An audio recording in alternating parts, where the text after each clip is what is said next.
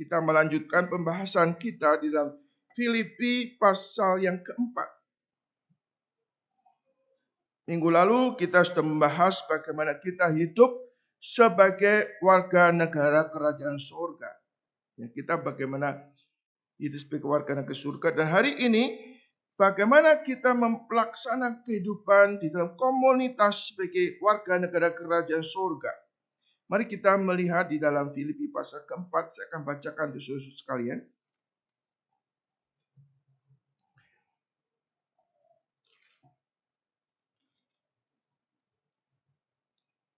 Khususnya kita akan bahas ayat kedua dan ketiga. Tapi saya akan bacakan ayat keempat, pasal 4 ayat 1. Karena itu saudara-saudara yang kukasihi, yang kurindukan, sukacitaku dan mahkotaku, berdirilah juga dengan teguh dalam Tuhan. Hai saudara-saudara yang kekasih. Ayat 2 dan 3 kita baca bersama-sama.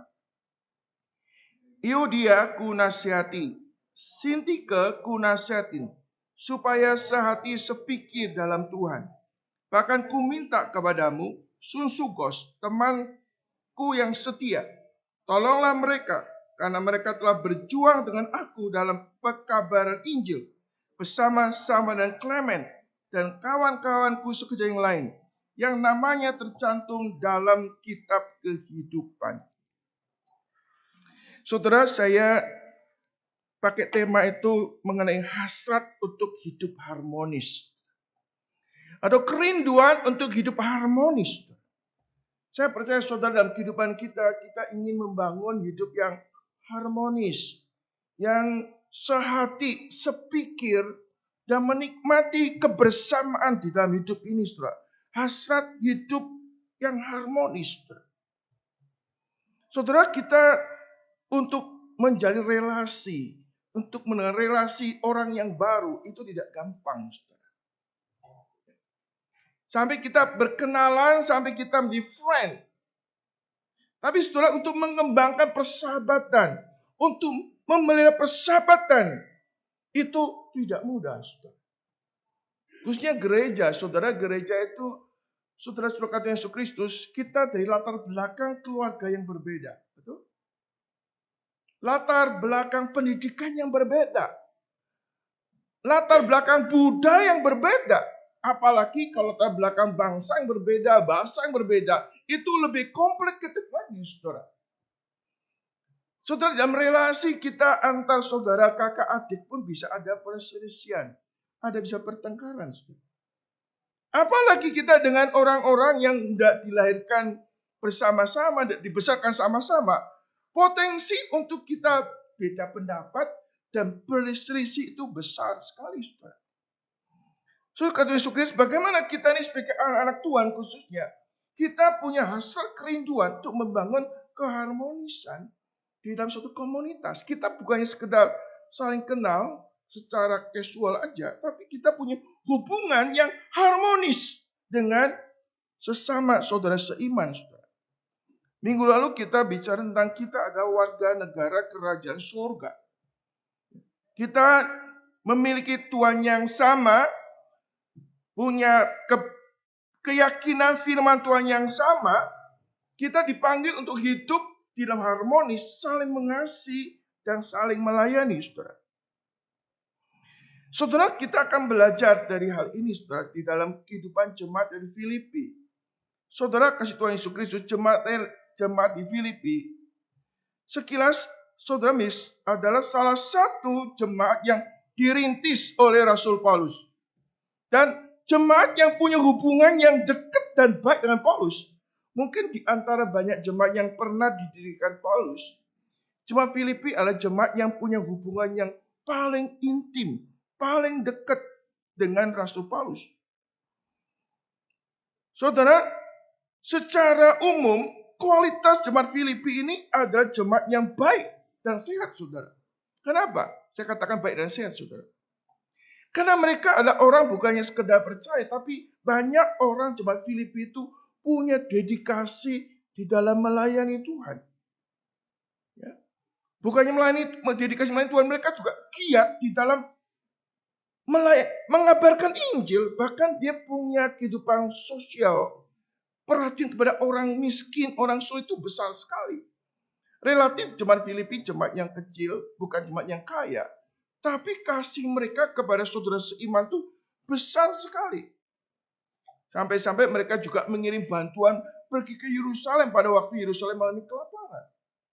Artinya jemaat Filipi adalah jemaat yang punya kepedulian sosial kepada orang lain.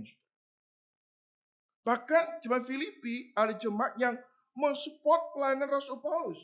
Pada waktu Paulus dipenjara di Roma, dia mengirim bantuan-bantuan beberapa kali. Bahkan mengirim Epaphroditus untuk menemani selama Paulus ada di penjara. Saudara. Jadi secara umum, saudara, jemaat Filipi jemaat yang baik, yang sehat. Tapi bukan berarti jemaat yang sempurna. Saudara. Bukan jemaat yang nggak ada kelemahan, nggak ada kekurangan. Ada kekurangan, ada kelemahan. Tapi secara general, saudara, banyak kebaikan yang telah dikerjakan oleh jemaat Filipi. Dan kita layak bersyukur kepada Tuhan melihat jemaat Filipi begitu banyak yang Tuhan telah kerjakan dalam kehidupan jemaat ini. Jadi jemaat ini boleh bertumbuh bahkan menjadi kebanggaan Rasul Paulus. Tapi bukan berarti, saudara, jemaat Filipi itu nggak ada kelemahan, nggak ada kekurangan, saudara. Saudara, kita punya anak-anak ya, yang punya anak ya. Kita punya anak 3 atau 2. Ya, anak-anak kalau kita sebagai orang tua kan tahu ada kelemahan, ada kekurangannya kan. Ada kelebihannya, saudara. Nah, kita sebagai orang tua bisa memahami, bisa menerima kelemahan-kelemahan anak-anak kita. Cuma kita juga bisa melihat kelebihan-kelebihan, keunggulan-keunggulan, kekuatan-kekuatan dari anak kita. Dan orang tua jangan terus orientasi pada kelemahan, kekurangan terus. Anaknya stres, betul nggak? Terus dituduh terus kelemahan, kekurangan. Kita harus ada keseimbangan. Di samping kita itu kadang-kadang mengkritisi atau menegur kelemahan-kelemahan daripada anak-anak kita. Orang tua juga berusaha untuk melihat kelebihan-kelebihan. Kekuatan-kekuatan pada anak-anak kita. Dan kita memberikan apresiasi, dorongan, supaya anak kita bertambah maju, saudara. Tapi memang, saudara, kalau kita nggak suka sama orang, seringkali kita selalu melihat kelemahan-kelemahan orang itu. Kekurangan-kekurangan orang itu. Nah, kalau kita senang sama orang, kadang-kadang kita tuh nggak lihat kelemahan. Lihat kelebihan, puji-puji terus gitu ya. Nah, kita harus balance di dalam hal ini. Di dalam kita membangun relasi dengan hidup, dengan orang saya dalam hidup kita, kita harus balance.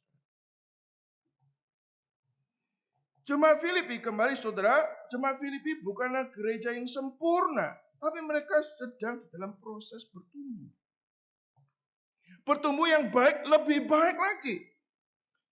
Yang ada kekurangan, bisa ada peningkatan lebih baik lagi, saudara. Dan itu kerinduan Paulus. Untuk jemaat Filipi itu dikembalakan, makin bertumbuh, makin serupa dengan Kristus. Kita sebagai anak Tuhan juga sedang dalam proses, saudara. Proses bertumbuh. Dan tidak boleh berhenti pertumbuhan itu, saudara. Saudara berhenti bertumbuh, saudara akan mundur. Nggak ada istilah you berhenti. Kalau kau berhenti, berarti engkau ketinggalan, engkau mundur, saudara. Kita perlu bertumbuh. Makin mengenal Tuhan, makin mengasihi Tuhan. Dan makin serupa dengan Kristus. Dan pertumbuhan itu sudah nggak bisa bertumbuh sendiri. Perlu ada komunitas yang boleh menjadi sarana Tuhan untuk mempertumbuhkan hidup rohani saudara. Kita nggak bisa tumbuh sendiri, saudara. Saudara bertumbuh menjadi orang yang punya karakter yang baik. Kalau saudara nggak pernah bersinggungan dengan orang lain, maka nggak pernah engkau menjadi orang yang dewasa. Saudara. Kita perlu membangun kehidupan sosial yang menjadi alat di dalam tangan Tuhan untuk mendewasakan rohani kita. Nah, kita melihat saudara kado Yesus Kristus, Paul jemaat Filipi ini ada satu weakness. Ada problem dalam kehidupan jemaat Filipi.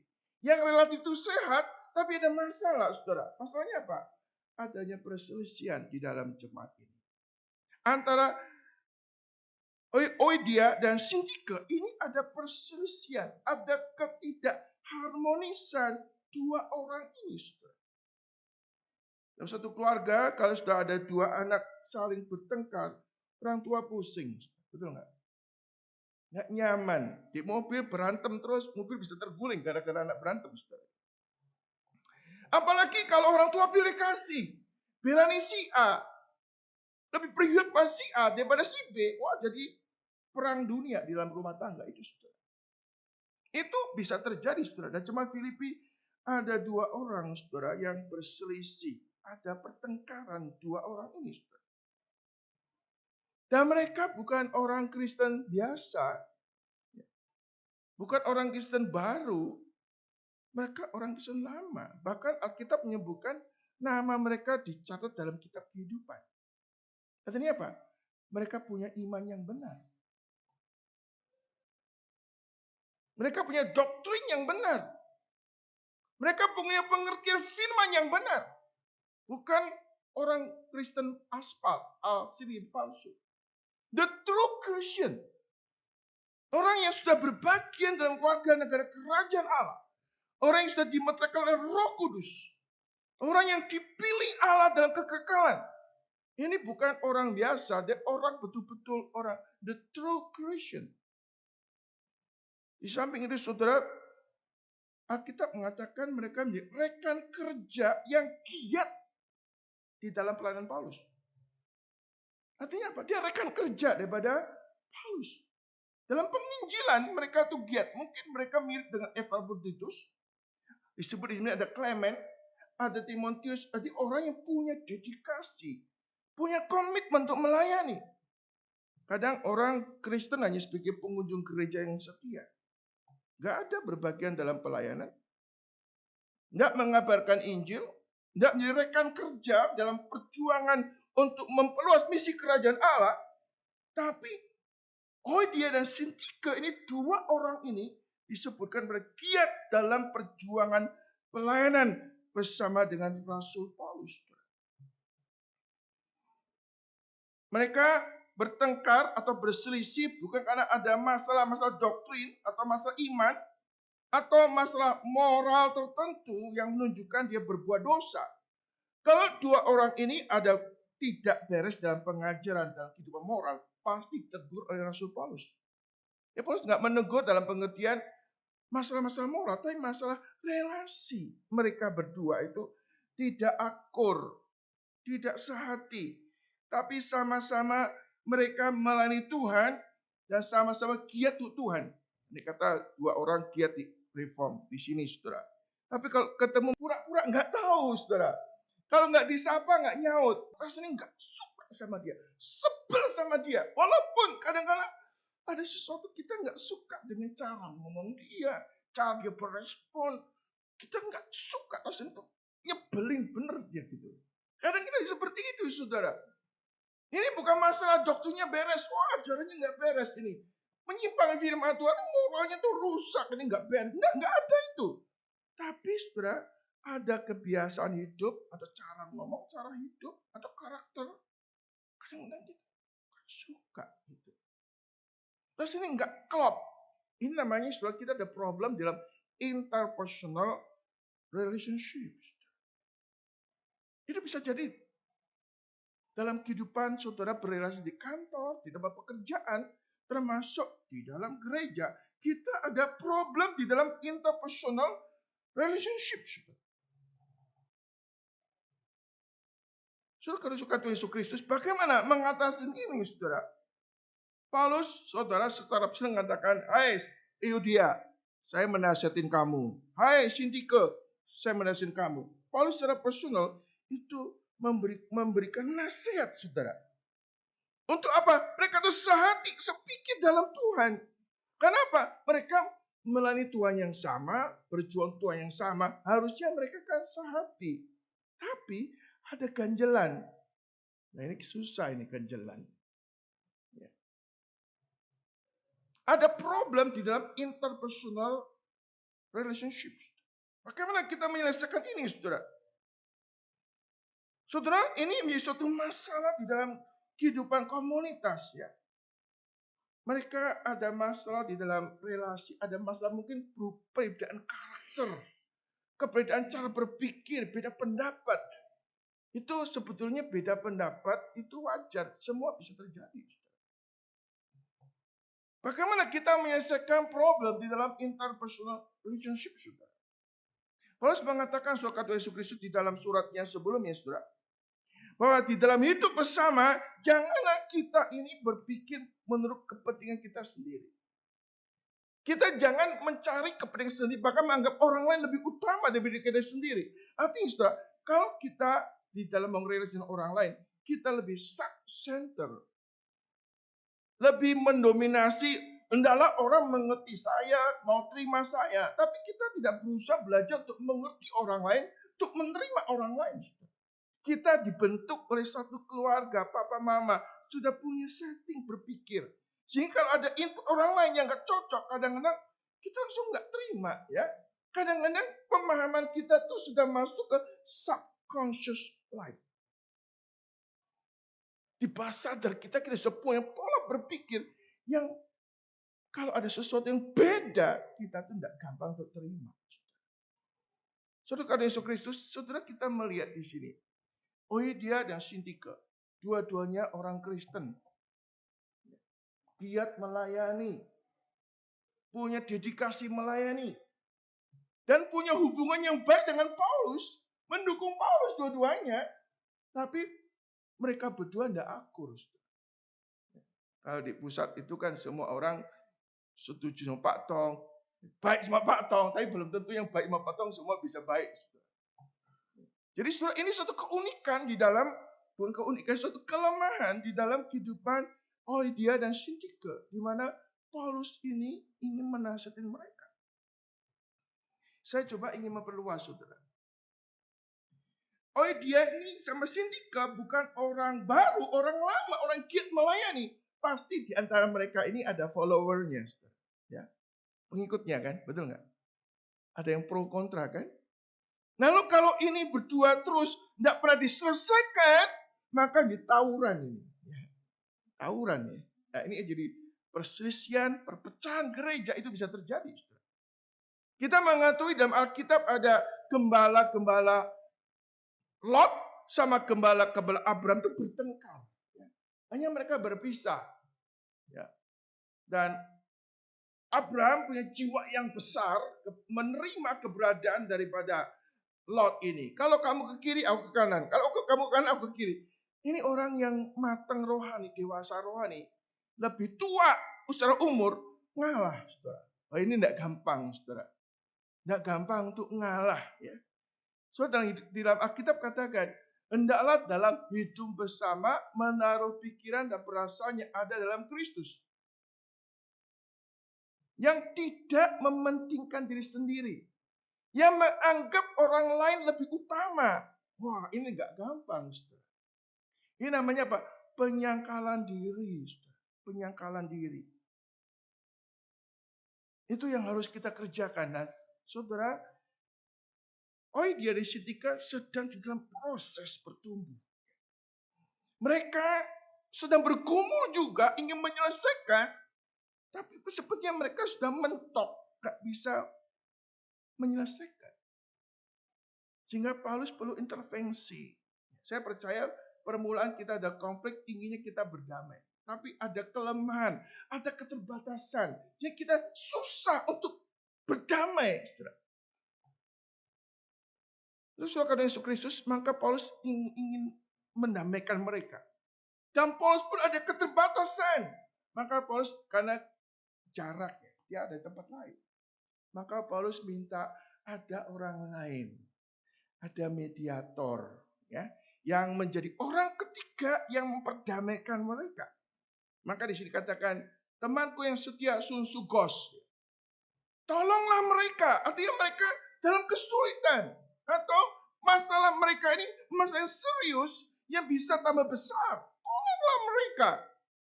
Istilah Sunsugos itu harusnya Susuke. Ya, atau teman. Yoke fellow. Saudara, ini di suatu masalah dalam penterjemahan. Istilah Sunsugos tidak ada. Yang ada kata Yunani Sunsuge. Artinya teman atau yoke fellow. Atau boleh kata teman yang Paulus percaya. Kita nggak tahu siapa orangnya.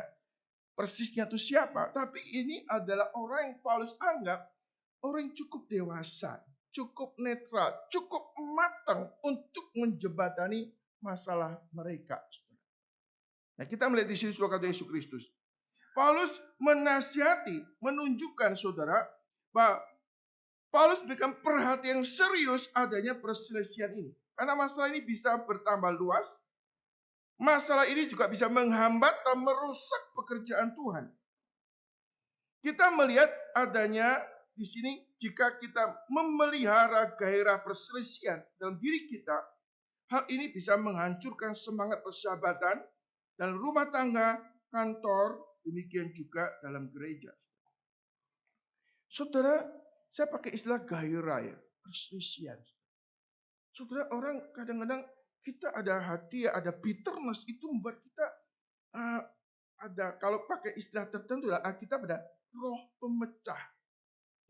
Jadi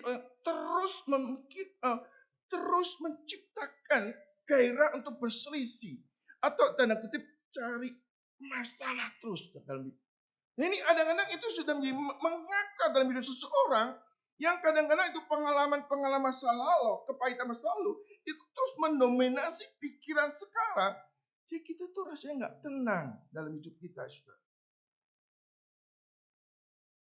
Mungkin lebih buruk katakan ada orang sulit untuk berkomunikasi dengan orang lain, cenderung menjadi problem maker. Dia sendiri nggak kepingin jadi problem maker, cuma ada habit, ada attitude hidup ini yang terus-menerus membuat orang itu untuk melakukan sesuatu yang sebetulnya di dalam pergumulan dia nggak pengen melakukan, tapi ada dorongan-dorongan yang orang itu hanya lelah di dalam hidup ini, saudara.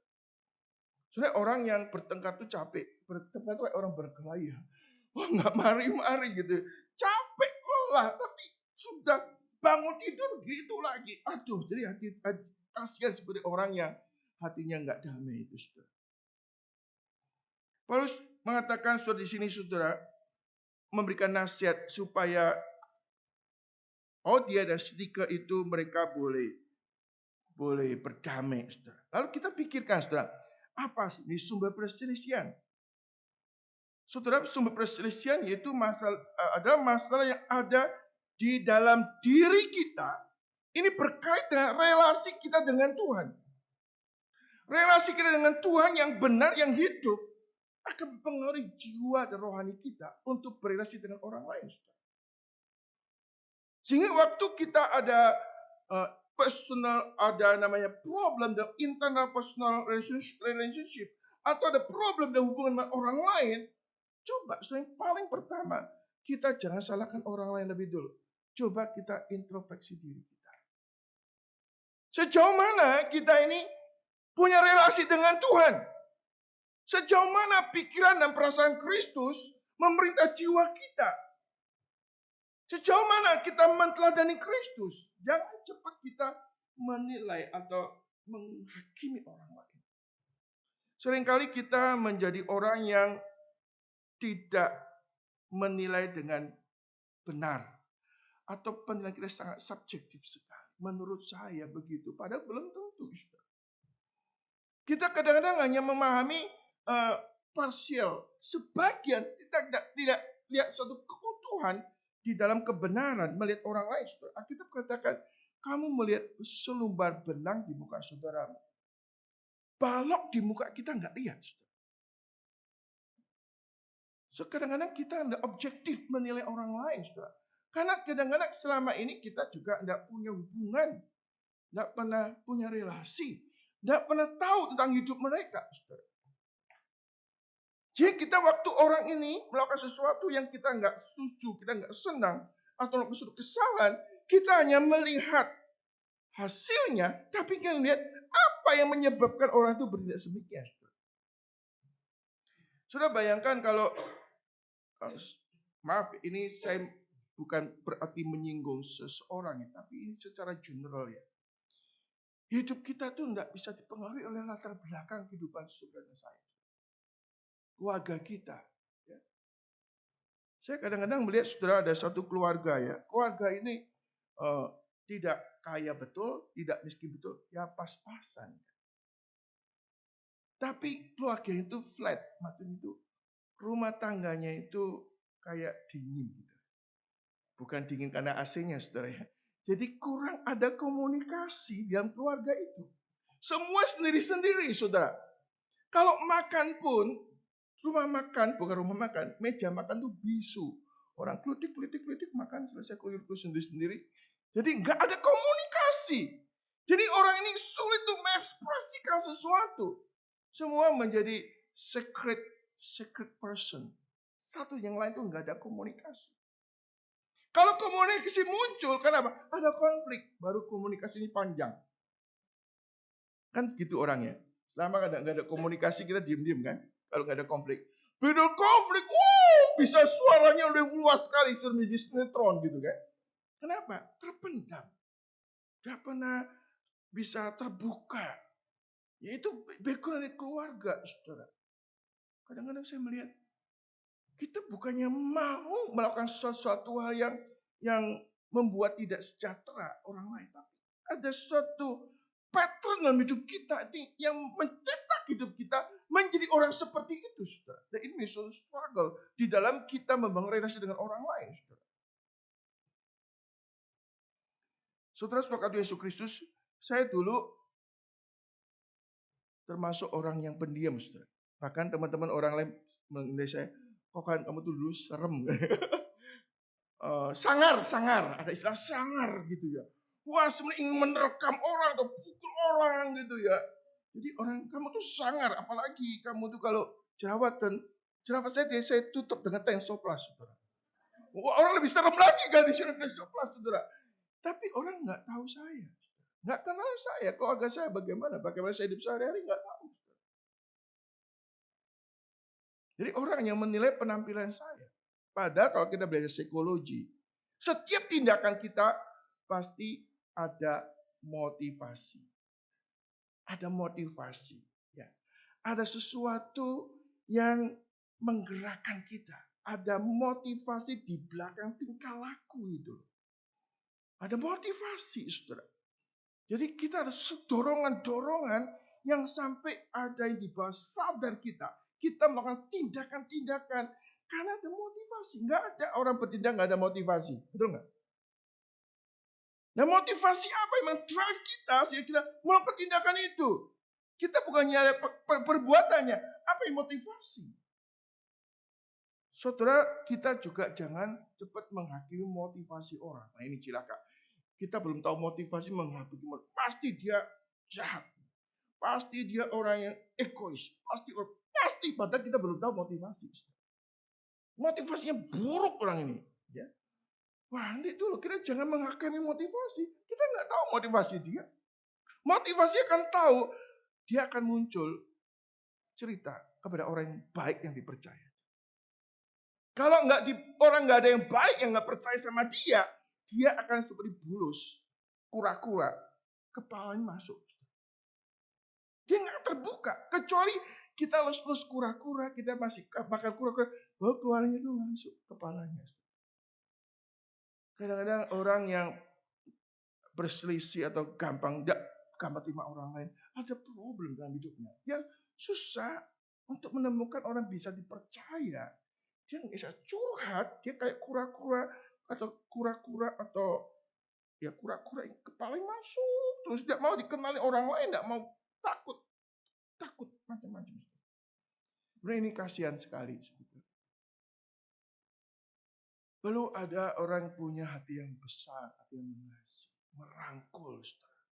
Saudara kalau tahu orang yang saudara benci atau orang saudara yang nggak baik, coba saudara mendekati, coba mau kenal dia. Engkau kadang-kadang lewat pengenalan engkau akan berubah total. Wah, saya nggak seperti itu, sorry ya. Sorry, saya sudah menilai kamu seperti itu. Nah, saya ada kisah, saudara, ada satu anak sekolah minggu, saudara. Saya kasih dia permen.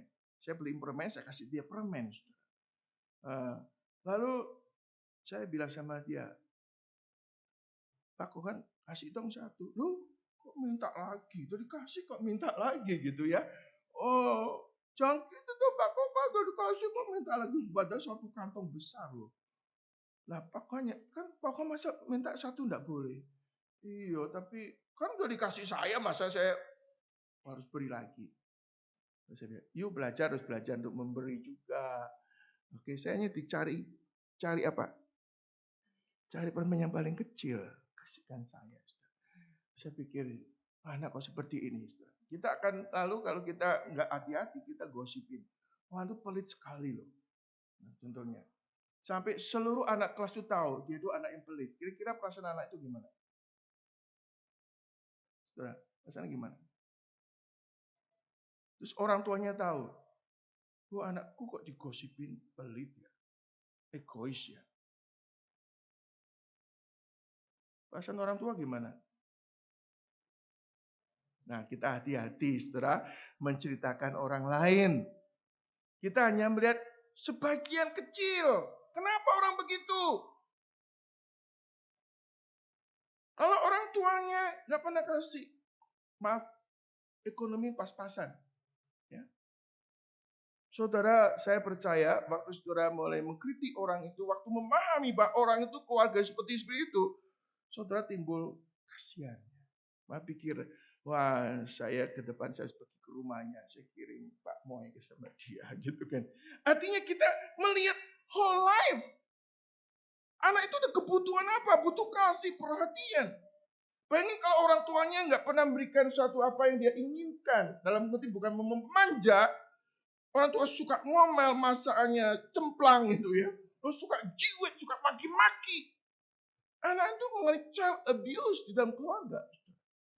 Dia butuh figur, ada guru, ada orang tua, ada guru sekolah minggu, ada orang Kristen yang warm, yang hangat, yang mengasihi dia, saudara.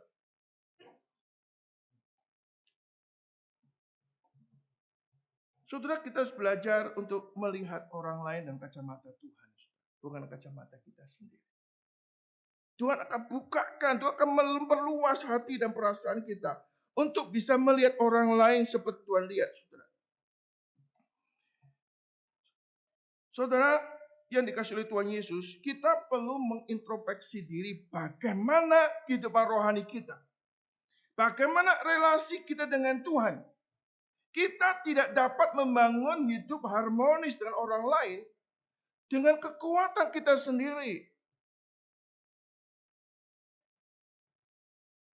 Kita perlu hikmat, kekuatan, cinta kasih, kesabaran dari Tuhan yang memampukan kita untuk menerima dan mengasihi orang lain. Saudara, dalam hidup kita sendiri ada kelemahan dan keterbatasan. Kita perlu kekuatan Tuhan.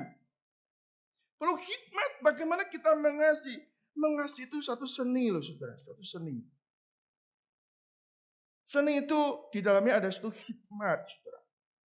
Seni, hikmat, kekuatan kasih di dalam kita mengekspresikan kasih, saudara. Saya kadang-kadang kalau memberikan sesuatu untuk istri saya perlu berdoa memikirkannya. Beri sesuatu, apakah ini bisa menyenangkan dia, cocok sama dia? Nah ini tidak gampang. Perlu tanya, dia sukanya apa? Betul nggak? Saudara, kita bagaimana belajar untuk mengenal orang lain, mengasihi orang lain, bukan dengan diri kita. Dan ini bisa terjadi kalau kita punya relasi yang benar dan intim dengan Tuhan. Sehingga waktu kita intim dengan Tuhan, dekat sama Tuhan, tahu kebenaran Tuhan, Kristus yang akan menolong kita melakukan tindakan-tindakan tertentu. Sehingga orang lain melihat kehadiran Kristus di dalam kehidupan saudara. Bukan saudara. Kristus. Tiap hari kita harus menyadari ini, saudara. Ya. Kita perlu belajar punya hati yang besar, berarti yang luas untuk menerima pendapat orang lain yang berbeda dengan kita. Kita belajar melihat hal-hal yang positif atau kelebihan-kelebihan dari orang lain, saudara. Seringkali kalau kita sudah nggak suka sama orang, kita terus lebih banyak lihat negatifnya. Kita tidak melihat kelebihan-kelebihannya atau melihat keterbatasan sehingga kita bisa toleransi. Saya pakai istilah ada keterbatasan. Keterbatasan itu bisa gak kesanggupan dia atau kelemahan-kelemahan dia. Dia ingin melakukan yang baik, tapi ada batasan yang bisa melakukan. Saya katakan kita bisa melihat yang positifnya, bukannya negatif. Lalu kita melihat keterbatasan, kesulitan mereka di dalam mengekspresikan tindakan tertentu, membuat kita adanya toleransi. Kita sabar pada orang, sudah sabarlah, memang dia begitu. Aspek lain, saudara, Alkitab ingin mendorong kita lebih daripada itu. Apa? Kita mendoakan orang lain. Nah, kita kadang-kadang kita mendoakan orang yang baik sama kita, yang mendukung kita. Mendoakan orang yang membenci kita gimana? Susah. Betul nggak? Kita belajar untuk mendoakan, bahkan Alkitab katakan, kalau seterumu lapar, kasih dia makan. Kok bro kasih makan? Ya. Waktu seterumu haus, beri dia minum. Balaslah kejahatan dengan kebaikan. Wah, susah ini. Tapi minimal kita mendoakan, saudara. Kalau kita tidak melakukan sesuatu yang baik kepada orang lain itu, kita mendoakan. Kalau perlu di sini, saudara, kita doa puasa. Minta kekuatan Tuhan. Bukan asal doa, tapi betul-betul merindukan. Kita boleh menyatakan keinginan untuk hidup harmonis. Jadi kita perlu, katakan ada perlu doa puasa. Kita mendoakan tuh hal itu. Saudara, karena Yesus Kristus, kita bukan sekedar menghindar dari masalah. Kita menghadapi masalah dengan caranya Tuhan. Dengan senjata rohani. Yaitu kita mengalahkan kejahatan kebaikan. Kita dengan mendoakan. Kita merendahkan diri begitu rupa. Seperti Kristus.